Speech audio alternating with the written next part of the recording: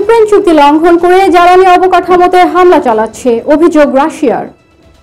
রাশিয়ার প্রতিরক্ষা মন্ত্রণালয় আজ শনিবার দাবি করেছে তাদের জ্বালানি স্থাপনায় হামলা চালিয়ে যাচ্ছে ইউক্রেন। আজ সকাল পর্যন্ত গত 24 ঘন্টায় তাদের 14টি নিশানায় হামলা চালানো হয়েছে। অথচ যুক্তরাষ্ট্রের মধ্যস্থতায় উভয় দেশ পরস্পরের জ্বালানি অবকাঠামোতে হামলা না চালাতে সম্মত হয়েছিল।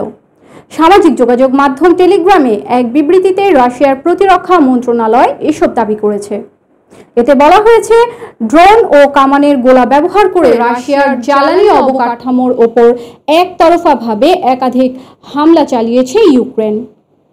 বিবৃতি অনুযায়ী ইউক্রেনের হামলায় রাশিয়ার ব্রায়ানস্ক, বেলগোরদ, স্মোলেনস্ক, লিপিটোস্ক এবং ভোরোনেজ অঞ্চলের জ্বালানি অবকাঠামো ক্ষতিগ্রস্ত হয়েছে। রাশিয়ার নিয়ন্ত্রিত ইউক্রেনের ভূখণ্ড লুহানস্ক ও খোরসনেও হামলা হয়েছে। এসব হামলার কথা বার্তা সংস্থা রয়টার্স আলাদা করে যাচাই করতে পারেনি। রাশিয়ার জ্বালানি অবকাঠামোয় হামলা নিয়ে আনুষ্ঠানিকভাবে কোনো মন্তব্য করেনি ইউক্রেন।